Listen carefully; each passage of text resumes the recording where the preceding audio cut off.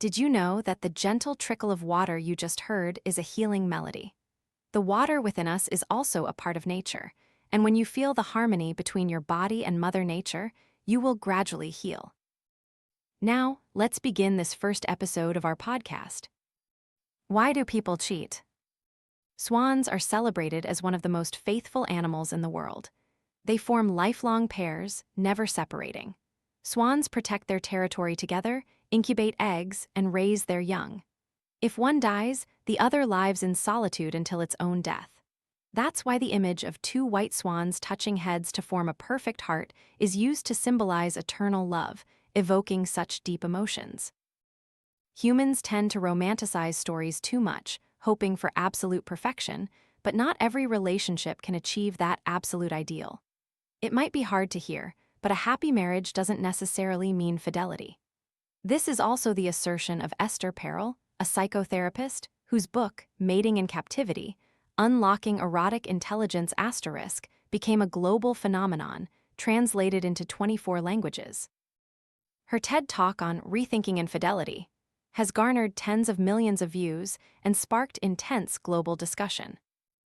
In reality, we see countless real-life stories that prove her assertion. A powerful and wealthy boss, with a brilliant wife and intelligent children, still falls for a woman he casually meets at a restaurant. The reverse is also true. A wife from a financially stable family, with well-behaved children and a tall, smart, well-respected husband, ends up dating a tattooed truck driver, the kind of man she once thought she'd never be involved with. Why do people do this, even when they have a marriage many would dream of? The first reason could be that they are seeking feelings they cannot find in their partner.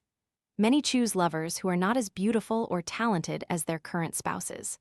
However, the truth is, they are attracted to individuals who possess personality traits their wife or husband lacks. For instance, a man whose wife is often loud and assertive at home might choose an affair with a gentle and reserved woman. Conversely, a woman whose husband is too quiet and conservative might seek solace in the tenderness and care of a lover. For those who cheat, it's a novel feeling they've never experienced, especially once the initial freshness has faded in their marriage. Extramarital affairs, with their newness, create an irresistible temptation. Infidelity is the act of bringing to life the perfect partner they once envisioned in their mind. Intimacy requires closeness, but desire needs distance. To put it simply, when you light a wood fire, the more wood you add, the bigger the flame, but it might just smolder and die until you remove some of the larger logs. Fire needs air, passion needs novelty. Familiarity is the enemy of lust. The second reason is the excitement and allure of forbidden fruit. The very structure of a clandestine affair allows passion to flourish. Affairs are risky, dangerous, and unstable, all factors that heighten excitement. However, very few secret loves survive after marriage. Most men who cheat don't truly love their mistresses, they simply seek a new emotional experience. The easiest test of this is when the mistress demands the relationship be made public or wants the man to leave his wife for her. Most men are selfish. They don't want to leave their wives and children, nor do they want to lose their mistress. Why doesn't he fight for his mistress? Why does he choose to stay with his wife? Because his wife is his solid ground. The third person might be a missing piece, but his wife is the other part of the entire puzzle. What about women? The consequences of an affair can be devastating. In traditional East Asian views, a woman's chastity was considered more important than her life. Infidelity would lead to contempt and accusations of promiscuity. Although modern society is less rigid and attitudes towards female virtue are more lenient, a secret affair is still seen as a loss of dignity. What kind of life awaits them afterwards? In Esther Perel's TED Talk on rethinking infidelity, she shares insights like this. Before, we divorced because we were unhappy. Now, we divorce because we believe we could be happier. Before, divorce brought disgrace and gossip. Now, choosing to stay when one could leave is what's truly shameful. It's acknowledged that people cheat for many reasons. Love no longer feels as beautiful as it once did, revenge, unfulfilled desires, base urges. Sometimes, an affair is a search for intense feelings or a rebellion against the confines of marriage. But no matter the underlying cause, ultimately, according to Esther Perel, Those who cheat are individuals who fail to control their immediate self-gratification in pursuit of more important long-term goals. For example, you might be addicted to chocolate cake, but you know to restrain yourself from eating it every day, because if you do, by 30 you might suffer a heart attack. The cake brings you immediate satisfaction, but your health is the long-term goal. Infidelity is similar. You might desperately want intimacy, but your partner isn't available right now. So, you decide to pursue it with a stranger. That feeling is wonderful, but a mature person knows to suppress it to preserve the relationship with the person they love and want to be with long-term. We live in an era where each individual feels they have the full right to pursue their passions. Society is increasingly complex. We view infidelity from two angles: the pain and betrayal from one side, and self-growth and discovery from the other. However, living freely and valuing personal freedom doesn't mean having the right to hurt others. So, how can we heal a relationship after infidelity, and how do we mend a broken mirror? Many psychologists and marriage and family therapists believe that couples can survive and even thrive after infidelity, but it requires a very long time and immense effort from both sides in rebuilding trust. Before finalizing this script, I researched people's thoughts. There was an anonymous question on a forum: "My husband cheated. What should I do?" It's a general question, but it provided enough information for thousands to offer advice. Just leave him for peace of mind. He's a two-timer. He's rich and will just change wives, so why regret it? Outsiders often advise those involved to give up. But if you were the one in this situation, what would you do?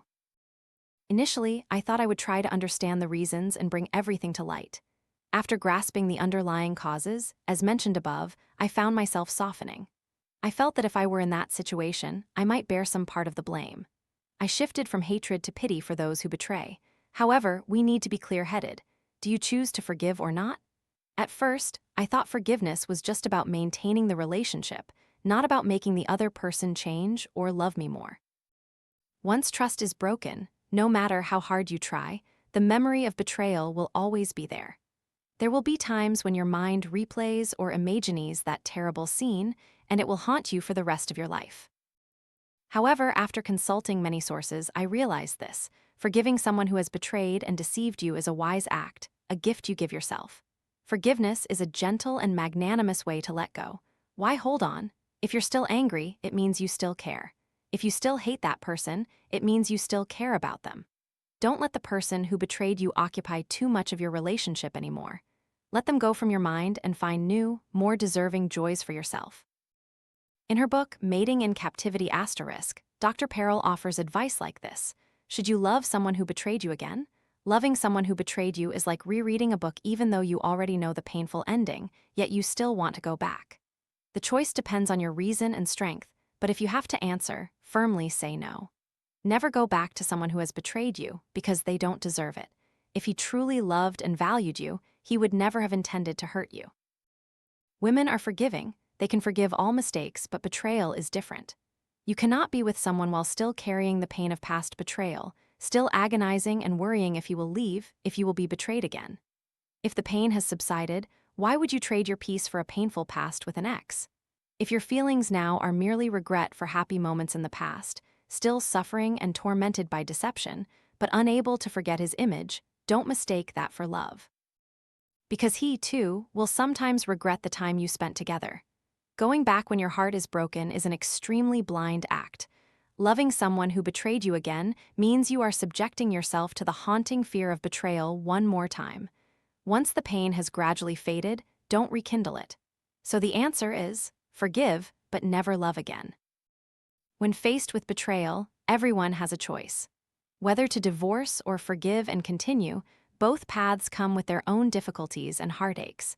Those involved must carefully consider what they truly want and what they can endure to make the right choice for their own marriage. This podcast contains many personal views, and we hope listeners will receive this information selectively and treat it as a reference to make choices suitable for themselves. We also eagerly await your shared perspectives so we can learn and improve together. Goodbye for now, and see you in the next episodes.